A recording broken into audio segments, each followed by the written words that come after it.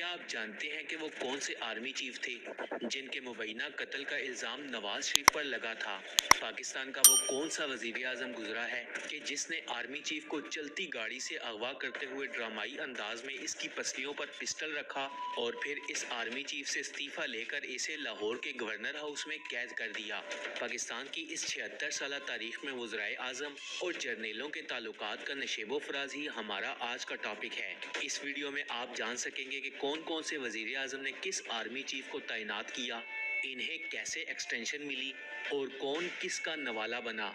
पाक फौज के पहले दोनों चीफ जनरल मैसूरी और जनरल डेविड ग्रेसी हमें ताजे बरतानिया के विरसे में मिले। फौज के तीसरे और पहले मकामी सिपा सालार फर्जंदे हजारा जनरल मोहम्मद अयूब खान थे। क़याम पाकिस्तान के वक्त ब्रिगेडियर अयूब खान सीनियरिटी के एतबार से 10वें नंबर पर थे। पाकिस्तान बनने के अगले ही बरस इन्हें कायद ने मेजर जनरल बनाकर मशरकी पाकिस्तान भेज दिया। 17 जनवरी 1951 को वजीर आज़म लियाकत अली खान ने अयूब खान को अफवाजे पाकिस्तान का कमांडर इन चीफ बनाया। पाकिस्तान में जब पहली बार जमहूरी निज़ाम को लपेटकर सिकंदर मिर्ज़ा पावर में आए तो जनरल अयूब खान इनके सहूलतकार थे और ये हमारे अयूब खान ही थे कि जिनके आर्डर पर सिकंदर मिर्ज़ा को मार मार कर इनसे जबरी इस्तीफा ले लिया गया था। सिकंदर मिर्ज़ा को इनकी अहलिया के साथ जिला वतन कर दिया गया और यहाँ अयूब खान ने पहला फौजी मार्शल लॉ लगा दिया। सिकंदर मिर्ज़ा जबरी इस्तीफे के लिए रात के आखिरी पहर इनके सदारती महल में 3 फौजी ऑफिसर्स दाखिल हुए।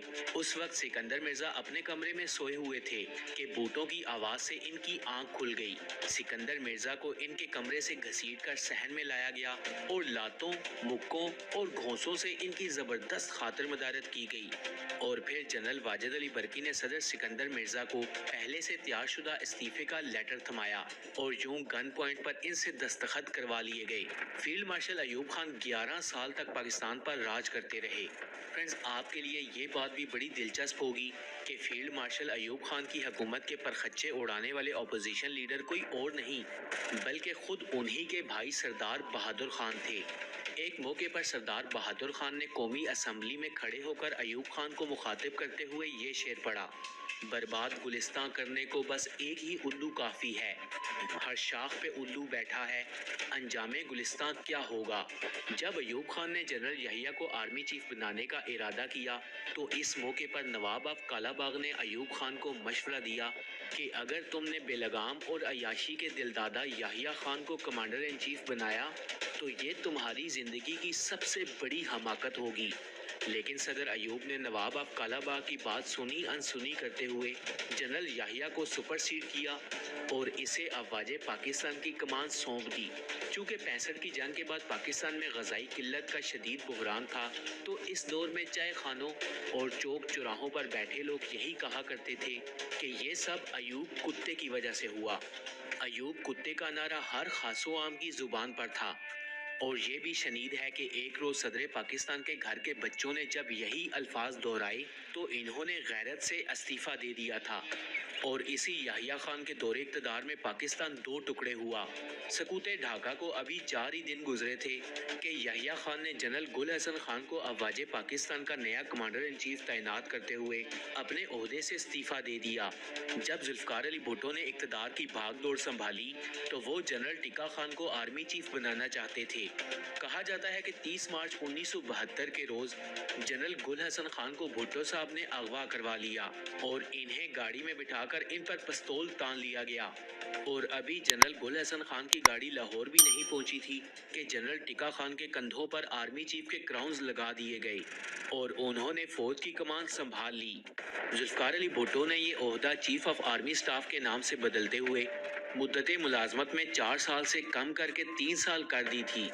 जनरल टिक्का खान भुट्टो साहब के इंतहाई करीबी थे और यही वजह है कि रिटायरमेंट के बाद इन्होंने पाकिस्तान पीपल्स पार्टी को ज्वाइन कर लिया तो भुट्टो साहब ने इन्हें नेशनल सिक्योरिटी एडवाइज़र बना लिया। जब भुट्टो साहब ने जनरल टिक्का खान से मशवरा लिया था कि आपका जानशीन किसे बनाया जाए तो 8 जर्नलों में से आखिरी नंबर पर जनरल मोहम्मद ज़ियाउल हक थे। टिक्का खान जनरल ज़िया को डल कहा करते थे। اور ان کا خیال تھا کہ چونکہ ضیاء ایک مذہبی شخص ہے اور ساری رات مسلح پر پڑا رہتا ہے، لہٰذا وہ بھٹو صاحب کے لیے کوئی بھی پرابلم کریٹ نہیں کرے گا۔ اور پھر مسٹر بھٹو نے جنرل ٹکا خان کی ہی سفارش پر جنرل ضیاء الحق کو 7 جرنیلوں پر فوقیت دیتے ہوئے 1 مارچ 1976 کے روز آرمی چیف بنا دیا، لیکن جنرل محمد ضیاء الحق نے اگلے ہی برس 5 جولائی کو بھٹو حکومت کا خاتمہ کرتے ہوئے مارشل لا امپوز کر دیا اور وہ 17 اگست 1988 تک 11 سال تک افواج پاکستان کے سپہ سالار رہے۔ جنرل ضیاء الحق کے طیارے کے حادثے کے بعد قائم مقام صدر پاکستان غلام اسحاق خان نے جنرل مرزا اسلم بیگ کو پاکستان فوج کا سپہ سالار تعینات کر دیا اور وہ 3 سال تک اپنے عہدے پر کام کرتے رہے۔ پہلی مرتبہ وزیر اعظم پاکستان بننے والے نواز شریف نے اپنے ٹینیور میں 2 آرمی چیفز کو تعینات کیا۔ میاں صاحب جنرل آصف نواز جنجوعہ کو اسلم بیگ کے جانشین کے طور پر سامنے لائے۔ ہوا کچھ یوں کہ 8 جنوری 1993 کے روز general Asif Nawaz on duty دل کا دورہ پڑنے سے انتقال کر گئی تو جنرل صاحب کی بیوہ نے الزام عائد کیا کہ ان کے شوہر کی موت ہارٹ اٹیک کی وجہ سے نہیں ہوئی بلکہ انہیں اس وقت کی حکومت نے زہر دے کر قتل کیا ہے۔ تو جنرل آصف کے بعد سینیورٹی لسٹ میں لیفٹیننٹ جنرل رحیم دین بھٹی، محمد اشرف فاروق خان اور عارف بنگش کے نام آتے تھے، لیکن میاں صاحب نے جنرل عبد الوحید کاکڑ کو جنرل پر ترقی دے کر افواج پاکستان کی کمان سونپ دی۔ جنرل کاکڑ کے تو وہم و گمان میں بھی نہ تھا کہ انہیں آرمی چیف بنا دیا جائے گا، کیونکہ وہ اگست 1993 میں ریٹائر ہونے والے تھے۔ جنرل کاکڑ نے 8 جنوری 1993 سے 12 جنوری 1996 تک 3 سال تک چیف آف آرمی اسٹاف کا عہدہ سنبھالے رکھا اور اس کے بعد وزیر اعظم بے نظیر بھٹو نے میرٹ اور سینئرٹی کو ملحوظ خاطر رکھتے ہوئے سینئر ترین جنرل جہانگیر کرامت کو 12 جنوری 1996 کو افواج پاکستان کی کمانڈ سونپ دی۔ 1997 کے جنرل الیکشن میں پیپلز پارٹی بری طرح سے پٹ گئی اور میاں نواز شریف پھر سے وزیر اعظم بن گئی۔ اس دوران نواز شریف اور چیف جسٹس سجاد علی شاہ کی لڑائی ہو گئی، لیکن اس میں جمہوریت پسند آرمی چیف جنرل جہانگیر کرامت بالکل نیوٹرل رہے۔ بعد ازاں جنرل کرامت کے ایک بیان سے میاں صاحب کو سازش کی بو آنے لگی تو نواز شریف نے جنرل جہانگیر کرامت سے استعفیٰ مانگا۔ جمہوری سوچ رکھنے والے جنرل جہانگیر کرامت مارشل لا کے موڈ میں نہیں تھے، لہٰذا وہ چپ چاپ گھر چلے گئے۔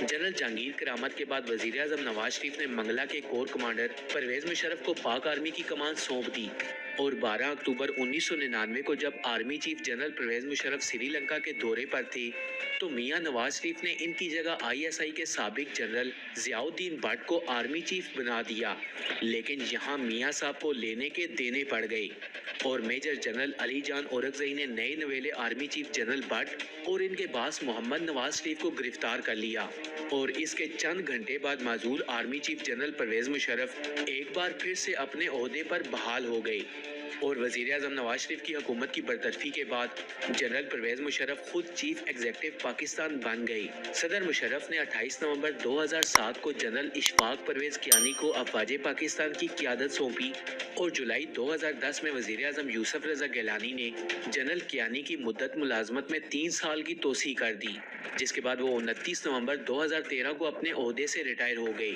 اب تیسری بار وزیر اعظم بننے والے میاں محمد نواز شریف کو جنرل کیانی کا جانشین چننا تھا۔ کئی سینئر فوجی افسران پر ترجیح دیتے ہوئے جنرل راحیل شریف کو افواج پاکستان کا سپہ سالار تعینات کر دیا۔ فرینڈز، یاد رہے کہ سینئرٹی بیسس پر راحیل شریف تیسرے نمبر پر آتے تھے اور اس وقت پاک فوج کے سب سے سینئر ترین officer lieutenant general Haroon Aslam تھے، جبکہ جنرل راشد محمود کا دوسرا نمبر تھا جو چیف آف جنرل سٹاف اور کور کمانڈر لاہور رہ چکے تھے۔ تو جنرل راحیل اگلے 3 برسوں تک پاک فوج کے سربراہ رہے۔ نواز شریف نے جنرل قمر جاوید باجوہ کو چیف آف آرمی سٹاف بنا دیا۔ اس کے بعد پاکستان کے وزیر اعظم عمران خان نے 2019 میں جنرل باجوہ کو ایکسٹینشن دی اور انہوں نے ایک بار پھر سے اپنا 3 سالہ ٹینیور مکمل کیا۔ جنرل باجوہ کے ریٹائر ہونے کے بعد افواج پاکستان کی کمانڈ سید عاصم کے ہاتھوں میں آئی اور وہ آج کے روز تک chief of the army staff ہیں۔